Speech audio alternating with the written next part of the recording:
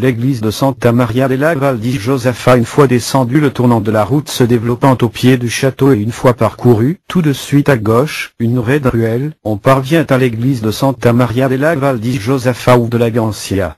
Édifiée en 1092 par la comtesse Aglasia, l'épouse du grand comte Roger le Normand, l'épigraphe tardive apposée à l'intérieur du mur d'entrée du temple datant sa construction de 1072, est erronée et dotée par la suite d'immunités et privilèges. Enrichie par plusieurs donations de propriétés de terrains, moulins et maisons, l'église avec le monastère qui lui était autrefois annexé fut le florissant siège des moines de l'ordre bénédictin de Val Josefa, dépendant de l'abbaye de Santa Maria Madonna de Messine, jusqu'à l'agrégation au couvent de San Nicolo l'Arna de Catane, ayant eu lieu en 1457. Depuis lors débuta le déclin de l'ancien complexe conventuel.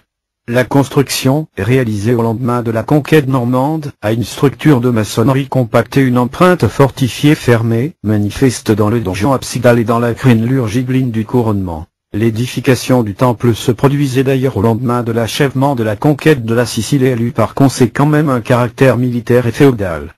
La structure morphologique raide et modeste de l'édifice est corrigée par l'harmonieux portail de style gothique et chia remonte de la façade, œuvre du plein XIVe siècle, avec d'élégantes colonnettes torses, auxquelles s'accompagne un deuxième petit portail borgne dans la plate version de la façade longitudinale.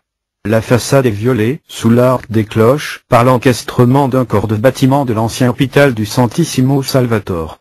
L'intérieur, à une seule nef profonde, a une essentialité formelle frigide, interrompue par la grande arcade en plein cintre introduisant dans la pièce du presbyterium à terminaison rectiligne avec voûte d'arête. Le toit à chevron en bois est une manifestation intéressante du plein XVIe siècle. L'entrée est dominée par la tribune des chanteurs. Au fond, à droite, il y a un crucifix en bois de la fin du XVIe siècle.